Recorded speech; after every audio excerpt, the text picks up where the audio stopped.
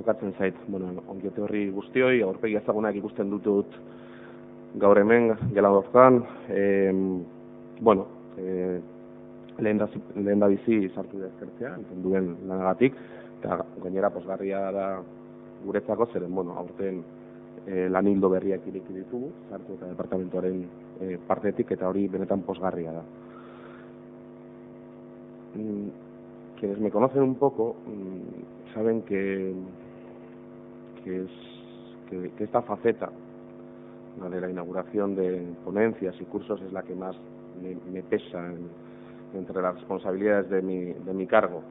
Y no diré que tengo cierta alergia, no sé si es una mezcla entre vergüenza o, no sabría definirla.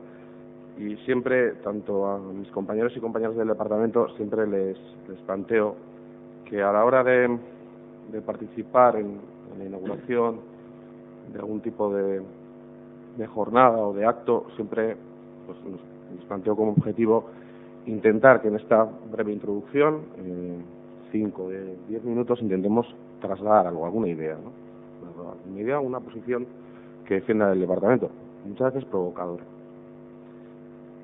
Y hoy no va a ser menos.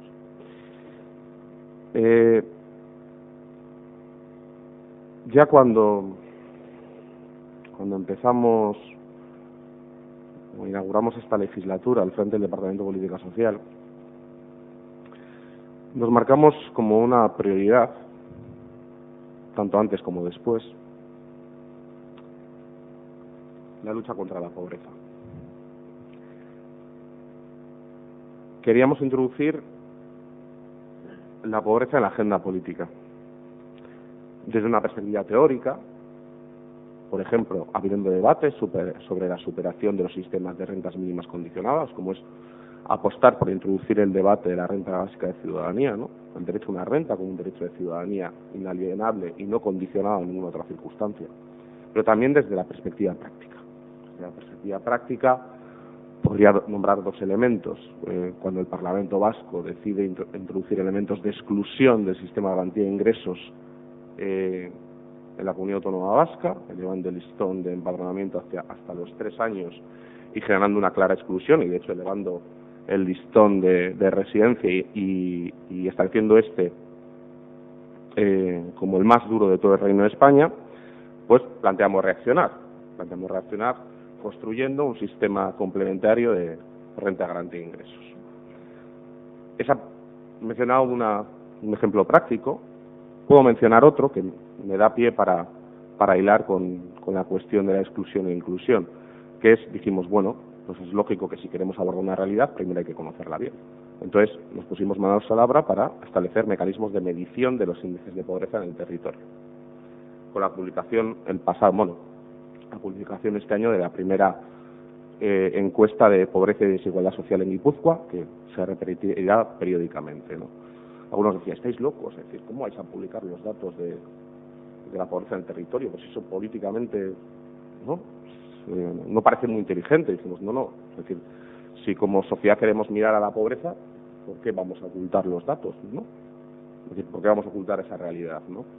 Y la verdad es que por ejemplo, esta herramienta ha tenido cierto protagonismo entre los medios de comunicación, veo alguno presente, básicamente porque gustan mucho los datos, 120.000 personas en Guipúzcoa viven en una situación de riesgo de pobreza, Y eso ha dado pie, y voy saltando al tema que nos ocupa, a que muchas preguntas, en muchas entrevistas que me han realizado, muchos periodistas dicen, pues hablan de pobreza, partiendo un poco de esos datos que publicó la Diputación.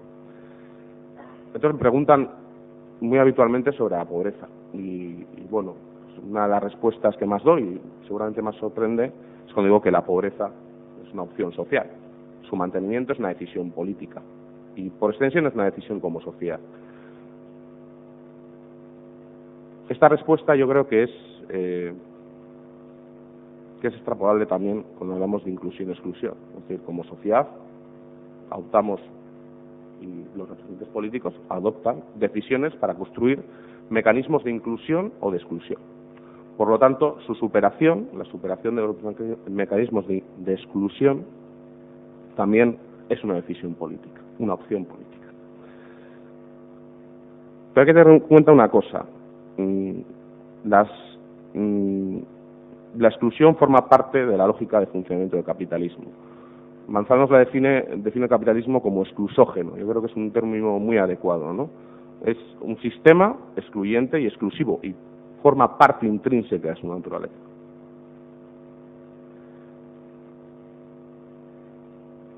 Ante esta realidad, yo creo que lo primero que deberíamos abordar es un rearme ideológico.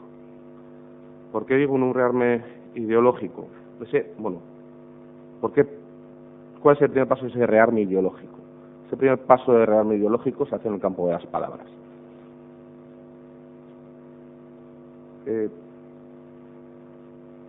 La primera derrota ante el enemigo se produce en ese campo, y las palabras no están exentas de connotaciones ni de ideología.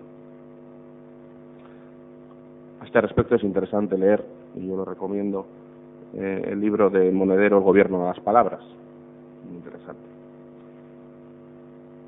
Entonces, creo que primero tenemos que conquistar ese terreno. Por ejemplo, utilizamos con asiduidad un término que es la competitividad, ¿no? La competitividad es buena per se, ¿no? Es decir, y esto es algo que contamina a todos los gobiernos, por desgracia de cualquier color político.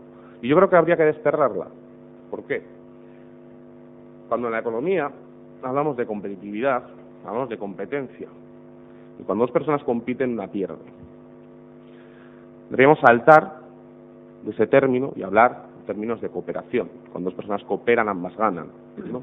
Entonces, ese primer término de competitividad pues no está exento de unas cargas y una serie de competencias. Y yo creo que deberíamos dar un primer salto evitando el uso, y abogo claramente por evitar y superar el uso de esos términos, desterrarlo de nuestro lenguaje político.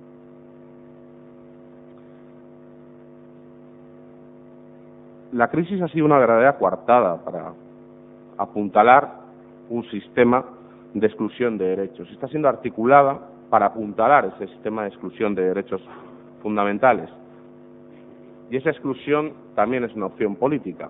Es una opción política que cobra especial protagonismo, por ejemplo, en los contextos que vivimos hacia estas fechas, que son los contextos de evaluación presupuestaria, ¿no? Donde haces una opción política en favor de un gasto en detrimento de otro, ¿no?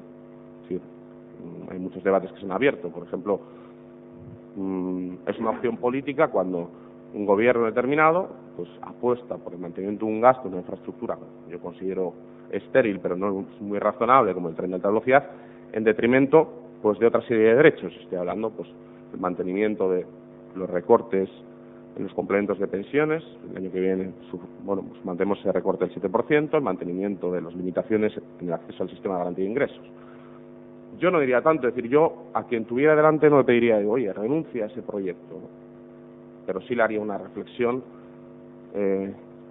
si queréis, bastante razonable, ¿no? Y bueno, yo creo que no habría que hacerlo, pero defiendo tu derecho a considerar que es una infraestructura necesaria para el país.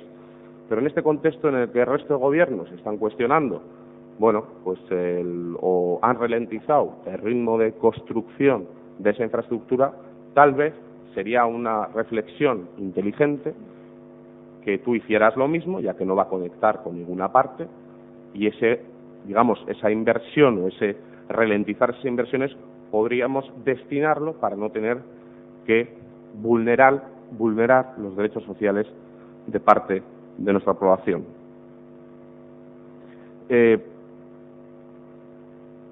Hace unas semanas asistí en Vitoria a un congreso que se titulaba Cómo afrontar la futura sociedad de la exclusión y sus efectos. Y entre las ponencias había una muy interesante que versaba sobre la sociedad excluyente, dependiente y adicta, de María del Mar Lledó, César Manzanos y Marcos Álvarez. Y voy a leer un párrafo de esa ponencia como conclusión, porque sintetiza bastante bien lo que quería trasladar, o lo que pretendo trasladar hoy aquí. Dice: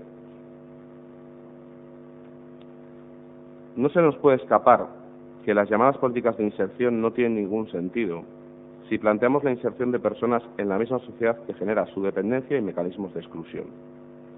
Resulta imprescindible establecer otros parámetros referenciales para fundamentar los valores y actitudes de la inclusión, y desde luego no pueden ser los de una sociedad competitiva, dependiente y clasista.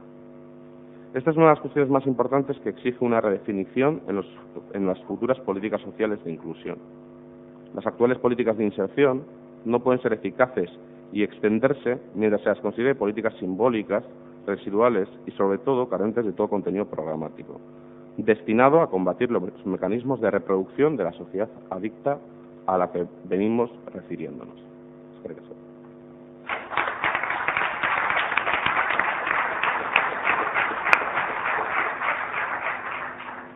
Bueno, egun on, eta ongi etorri.